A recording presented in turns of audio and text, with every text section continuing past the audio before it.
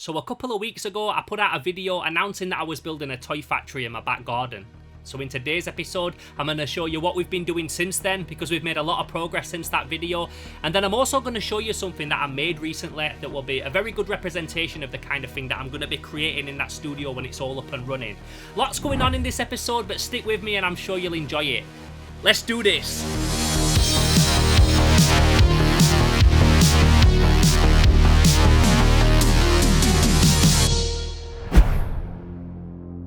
So as I just mentioned, in today's episode, I want to give you a bit of an update on the toy factory that we've been building in my back garden. This is going to be the studio that I do all of my independent toy making in, and also the place that I'm going to be filming a lot of my Slimehouse episodes in moving forward. Now, to anybody that's been watching my videos over the past year or so, you'll know that I've been getting heavily into toy production. I have worked in the field of independent toy production for quite a few years now, but that's always been helping other people bring their ideas to life. And to be honest, I'm at a point now where I really just want to create my own stuff. So this just feels like natural progression and the direction that I want to be taking my brand and my channel in a lot more from now on. I'm still going to be doing my toy hunting episodes and toy reviews and all that kind of thing. None of that's going to change, but I want to do a lot more toy making on the channel and also give you lot the opportunity to be able to buy something for yourself for your own collection. And I've also really outgrown the space that I'm currently working in, so if I want to do this properly, I'm going to have a proper studio that I do it from. Superman is here to save the day. Luke Jr. inside. We's 2 bricks. Cheers for helping, mate. Now, when I say that I'm building a studio in my back garden, obviously I don't just mean it's me building it. My building skills are very limited. This has definitely been a group effort. A lot of my friends have been working on it. I've pretty much just been a labourer on this job. The majority of the work has been my dad and his friends who are all professionals, like people that actually know what they're doing. It's certainly not just me building it from the ground up. Come on, go, go, go! Jump, jump, jump! 1, 2, 1, 2, 1, 2! So all in all, if my memory is right, we've gone through about 1,000 breeze blocks to create this studio. Which sounds like a lot, but that's because it's all been double skinned, which means that you basically lay 2 rows of blocks so that there's room for insulation to go in between them. That also means that the resins and the paints and the silicons and everything else that I'm going to be using to make these toys can all be kept at a nice temperature. A lot of those chemicals, they've got to be stored in certain environments in order for them to work properly. I don't want to go and use my resin to find out that it's gone off because it was stored in a building that's too cold, so it's really important that we keep everything at the perfect temperature. There's also no windows in this building, and that's mainly because the resin that I use in the 3D printers cures in UV light, and you want as little of that coming in as possible. So shouts to my good friends Luke and Judd for constantly coming round to carry all these blocks whenever we had deliveries, because like I said, there definitely were a lot of them. So this is the second delivery of blocks. We've had another 400 delivered today, and I think there's about another 350 to come to finish it apparently. So yeah, it's so much easier with 2 people helping you as well. The last load I pretty much brought all on my own. That wasn't a fun day. Shows your muscles, Chuck. Don't get arms like that. Pulling the pecker. Only 290 to go.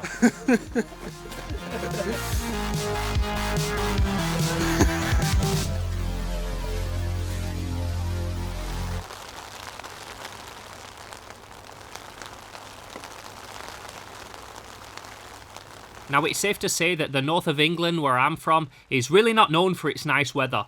You can still, though, guarantee at least a couple of nice weeks in July where the sun does come out, we get a bit of a heat wave, which seems like the perfect time to build this studio. Not this time, though. For some reason, July of 2023 was on record, actually, one of the wettest Julys that we'd ever had, ever. Welcome once again to another glorious British summer. This is July. Supposed to be the peak of summer, like the hottest months of the year. God, I love living in England. So after what felt like weeks and weeks and weeks of just constant rain, the sun finally came out and the builder was able to finish all of the block work. Now, I'm not going to bore you with another 10 minutes of footage of blocks being laid and gobbo being mixed. I obviously filmed way more footage of this thing being built than necessary, because I always do that. That's just a habit of filmmaking and filming events and making movies and stuff. You always want to film way more than you need just so you've got a lot more to play around with in the edit afterwards. But basically, after a couple more weeks of laying blocks and mixing gobbo, the walls were all built and we was at a point where we could start dropping in the insulation board. Now, like I said, this building's got to be nice and warm. Nobody wants to work in a freezing cold environment, but on top of that, we've also got to keep the silicone and the paints and the resin and everything else that we're going to be using, all those chemicals at a nice temperature. So after we dropped in all the insulation block, we then went round and filled in all the little voids and gaps with something called rock wool. Now, I didn't get any of this on camera, but it's just something else to ensure that we keep this building nice and warm and cozy. As I mentioned earlier, I live in the north of England. It gets really cold here, and winter is coming. Winter is coming, and if it's anything like last year, it's going to be bloody horrible. So yeah, I want to make sure that this is a really nice warm place to work in. From here, the next step was to get the roof fitted. Now, we did spitball lots of different ideas for different types of roofs. Whether it would be easier to make it out of steel or timber, what size timbers we could use, what kind of material we would put on the top of it, felt or rubber. When you're doing something like this, every single tradesman that you speak to has a different opinion or a preferred method, so it's really about finding out what's best for your building in particular. There's also lots of limitations that you've got when you're building, so there's lots of conversations that you have to have and lots of measurements that you have to make in order to ensure that everything's above board. You also need to make sure that whatever you're building is going to last. You don't want snow to start falling and then the whole thing to start bowing in the middle, so there were lots of things that we had to consider before we went ahead with anything.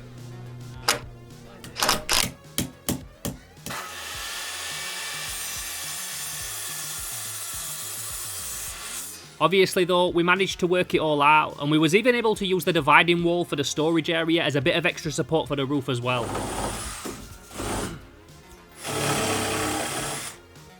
From here, we got the door fitted, which made everything feel like a real legit building, and over the few days that followed, we got the roof boarded over, and Mick, a friend of my dad's, got all the roofing felt laid and blow-torched, leaving us with a nice secure building that we could not only lock up now, but was also fully watertight.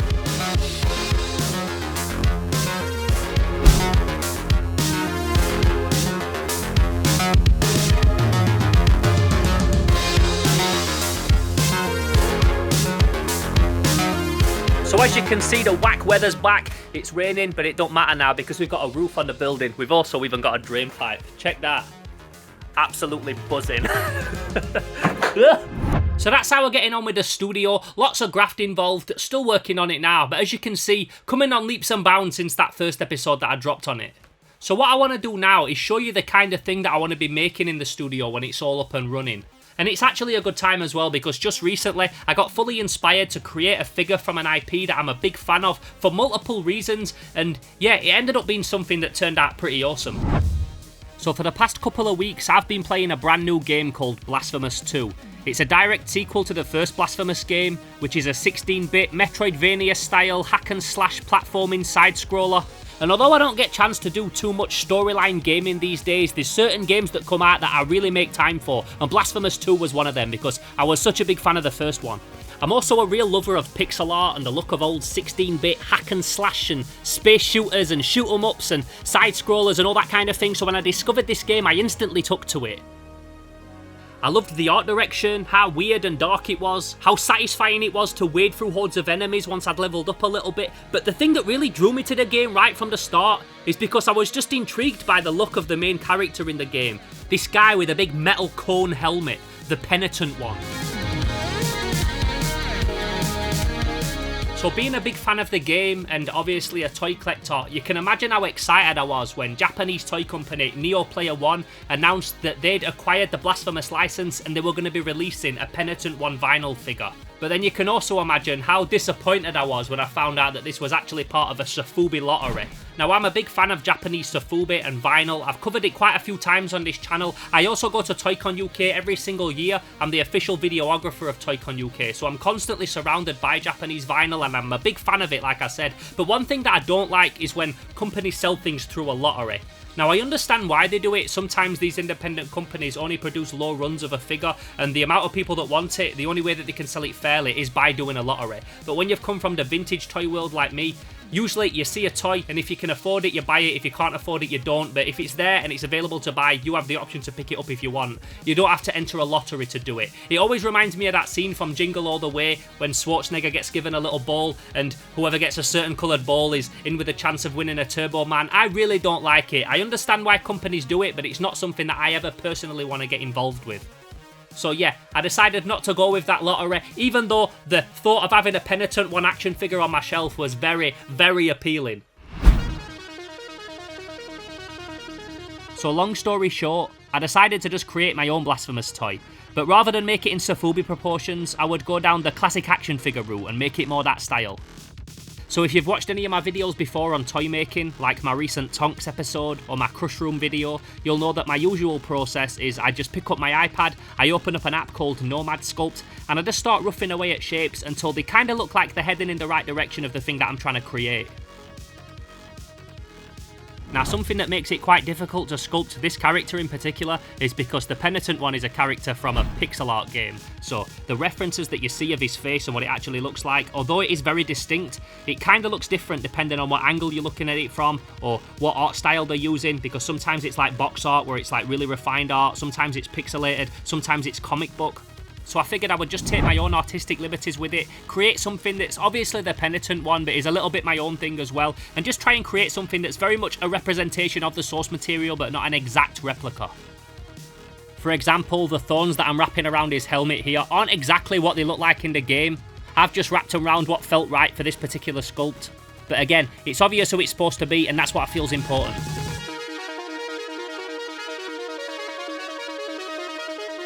So once I'd got his head kind of looking how I wanted it to, I started roughing out his body and his physical form. Now I do know that this looks a bit jacked. My go-to physique whenever I'm creating a human is always Schwarzenegger, it's always He-Man. But I find whenever I'm sculpting the physical form, it helps me to do all the muscles overly proportioned so that I can kind of see if I've missed any or anything like that, and then I can refine it all back after and make it look a bit more realistic. Also, I'm wanting to add articulation to this thing as well, so there's certain muscles and parts of the anatomy that you'll miss out because you want this thing to be able to turn. I want his head to be separate and move round. I want his arms to be able to click in and out. Like I said, I want this to be an action figure, not just a statue, so there's all those things that you've got to think about when you're creating something like this. Now, in terms of the armour that the Penitent One wears, there's probably going to be some historians that eat me alive when they see what I'm creating here. I'm sure that the patterns that the Penitent One actually has on his armour are very representative of like actual historical symbols and things like that. I'm just making these up. Again, like I said earlier, it's really hard trying to find actual reference images of what these are supposed to look like because the game is primarily pixel art. So I'm just flowing with whatever feels right now and just creating something that looks cool. So one of my favourite style action figures are Playmates. That's the company that made the Toxic Crusaders, the Ninja Turtles, the Skeleton Warriors, some real solid lines, and they were all created in a way that made them feel unified. Like, even though they were from different lines, you could have them all displayed on the shelf together, and they looked like they could all exist in the same universe. So I wanted this figure to feel like it could coexist amongst them lines, and one of the things that made them figures very distinct is the pose that they were in. So rather than have this guy stood straight looking stiff, I wanted to put him in a position that made him look like he was almost taking a step forward, or in a semi-fighting ready position.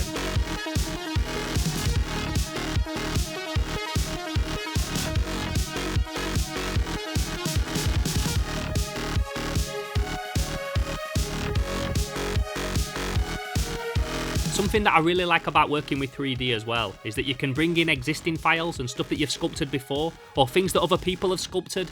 Like this hand, for example, is an open hand that I downloaded and then cut up and re-sculpted to look like it were gripping or grappling. Normally I never like to use anything that anyone else has created, but because I wanted to get this thing done in a couple of days, I decided to use this as a bit of a helping hand, no pun intended, just to speed things up a bit, save me sculpting one from scratch, but also making sure that I changed it enough for it to be a completely new thing.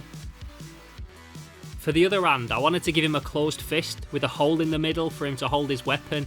In the new game though, the Penitent One has thorns and roots wrapped around his arm, and I really like that look, so I wanted to incorporate a bit of that into the sculpt as well, and also have it weaving through his armour and clothing as it spreads up his elbow.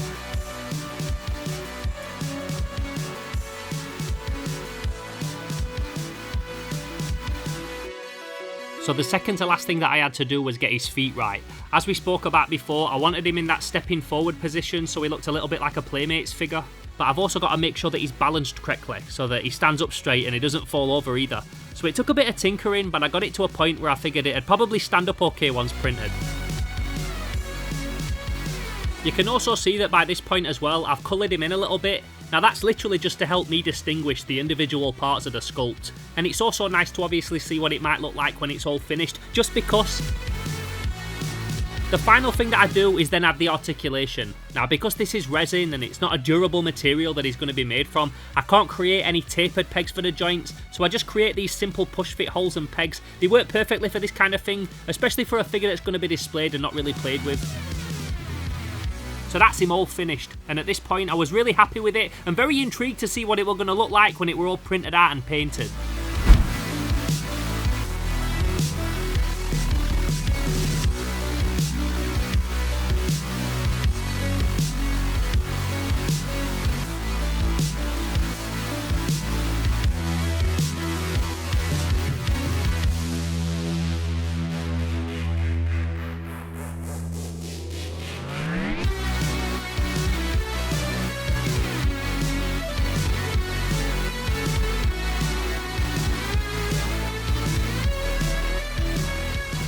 So after it were printed and cured and cleaned up, I then added a little magnet to its head just because it gives it a nice little satisfying click when you put it on and off and it turns nicely.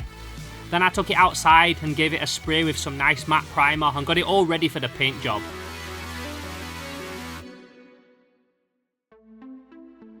So while I paint this thing, I want to tell you a little bit about what my plans are for Slimehouse in the future, and how things are going to probably change a little bit over the next few weeks. I do like to do these updates every now and again, just let you know where my head's at, what I'm thinking, and it always helps if I've got something visually interesting to show you at the same time, and what better way than me painting my Penitent one. So the first thing that I want to talk about as a pause is that I'm no longer going to be limiting myself to dropping videos on a Tuesday. I'm going to try and stick to Tuesdays, but there's been quite a few times recently where I've rushed a video to get it out, just so it drops on that specific day, even though I've not been fully happy with the end result, because ideally I would have spent a little longer tweaking it and making it a bit more punchy. Also, when I first started doing my Toy Talk Tuesdays, the videos were a lot more simple. A lot of the time it was just me sat in my chair, talking about some kind of toy related subject, not really scripted, not too flashy, not much editing going on. I would sometimes record and edit a few in a day. But over the past year or so, my Toy Talk Tuesdays have become like a whole production. I'm basically putting out a show every week. And if that's what I'm going to be doing, I just want to have the freedom to spend a little longer on them if I feel like an episode would benefit from it. So yeah, I'm still going to be dropping videos every week. They just might not always be on a Tuesday. They might drop on a Wednesday or a Thursday or a Friday or whatever. The other thing that I want to tell you is that I'm going to be adjusting some of the perks on my Patreon. I'll talk about how I'm doing it specifically closer to the time, but I often get asked if my STLs are available anywhere for people to download. So an STL, for anybody that doesn't know, is basically the name of the 3D file that a digital sculpt like this gets saved as before it goes to a 3D printer. And it seems that there's a fair few people that want them files of things that I've sculpted. So although when I do eventually finish this studio, I'm going to be producing sculpts and casts of toys for people to actually buy, doing small runs and stuff, there's always going to be figures like this guy, for example, that are just pure fan art or a labour of love or something that I don't want to sell for whatever reason, and I think that they would all be cool STLs to make available to people, so I'm thinking I'll probably do that as part of a new Patreon tier. So none of that's available yet or anything, I'm just letting people know to answer that question that there's going to be a new Patreon tier real soon where you're going to be able to get exclusive access to a lot of my own personal STL archive. I'm also thinking about doing merch again real soon. I get asked all the time about hats and hoodies and t-shirts, people wanting clothing with the Slimehouse logo on it, so currently me and Bentlegs are looking into trying to get that sorted again and can hopefully have a few things available before Christmas. I've had a fair few people also asking me about when the studio's going to be finished, and it was supposed to be finished already, but things like this always take a lot longer than you expect. I'm hoping to be in there before Christmas. We've got Dave Blade coming down on the 14th to do the flooring. Once that's done, we can get it plasterboarded and painted, and we'll hopefully all be in there up and running. Not like fully making toys and everything like that, but it would be nice to be in there for Christmas before my birthday in January. That's kind of my goal. I want to be in there making episodes and doing a little bit in there at least before January. Like I said, maybe not like fully fledged making toys and stuff, but definitely working in the studio by then. So I think that's everything for now. I mean, it's not, I've always got so much more to tell you, but I'll just leave you with that for this episode because that's the Penitent one all painted. So I'm going to give him a final spray with some satin lacquer, get him all looking nice and plasticky, and I'll catch up with you in a minute for the final results.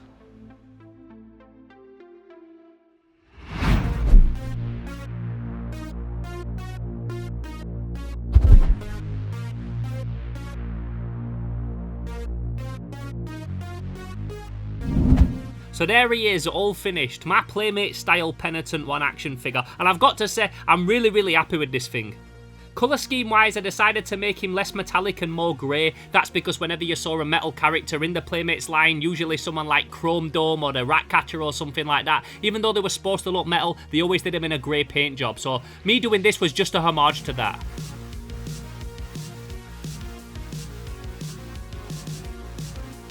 So for his weapon, I decided to give him his Mea Culpa, which is the sword that he uses in the first Blasphemous game. Now I know I've included the thorns on his arm that are in the sequel, and in that game he doesn't use that sword anymore. So technically I should have given him one of his newer weapons. I really do like this sword though, I think it's pretty iconic, so I decided to make my Blasphemous figure like an amalgamation of both versions of him from both of the games. The way that I did his fist though, with just a hole where you put the sword through, means that I wasn't able to sculpt a lot of the details that make that sword iconic, but I feel when it's in his hand you can't really tell, so I didn't mind too much. There were also a few different ideas that I had when it came to his scarf slash poncho kind of thing that he has around his neck.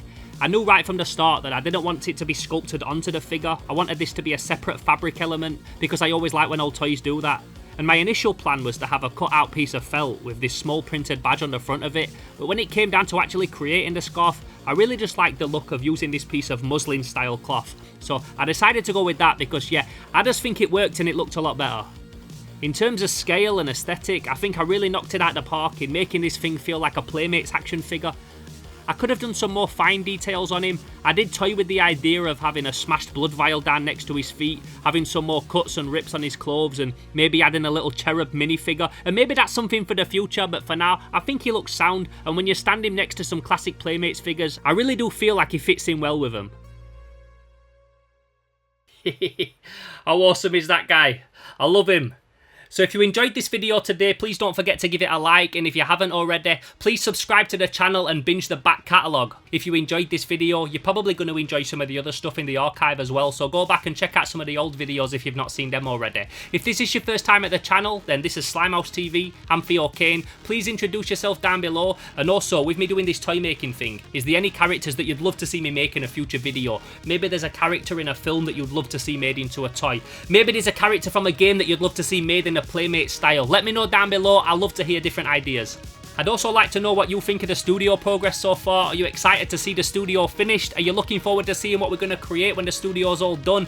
As you can imagine, building this thing isn't cheap, so if you want to help support Slimehouse, then the best place to do that is over on Patreon at patreon.com/SlimehouseTV. That's the best place to support the channel, and every single bit of money that's earned on there all goes directly back into making Slimehouse bigger and better than ever. Like I said, the studio is done, but there's lots of things that we're going to have to buy when the studio's all finished as well. So yeah man, every little helps. If you don't want to sign up to Patreon, you don't want to like dedicate yourself to any monthly payment or anything like that, but you want to send a one-off donation, there's a link to do just that down below. And I also have an Amazon wish list that's full of tools and materials and that kind of thing that all helps me make these toys, helps me make dioramas to display the toys on and that kind of thing, so that's also really helpful as well.